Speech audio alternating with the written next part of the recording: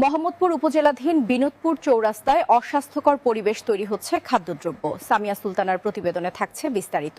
মাগুরার মোহাম্মদপুর উপজেলাধীন বিনোদপুর চৌরাস্তায় গড়ে ওঠা সাহা ফাস্টফুড সুমন সাহা ও বাবু সাহা নামে দুই ভাই বহু বছর যাবৎ চালিয়ে আসছে। সাহা ফাস্টফুড নামে অস্বাস্থ্যকর পরিবেশের মধ্য দিয়ে হোটেল ব্যবসা, ভয়াবহ নোংরা পরিবেশে তৈরি করে যাচ্ছে সিঙ্গারা, সমুচা, আলুর চপ সহ মোগলাই। সকলের দৃষ্টিতে নোংরা পরিবেশ পরিলক্ষিত না হলেও এটিভি সংবাদের ক্যামেরায় উঠে এসেছে ভয়াবহ অস্বাস্থ্যকর পরিবেশের নোংরা চিত্র।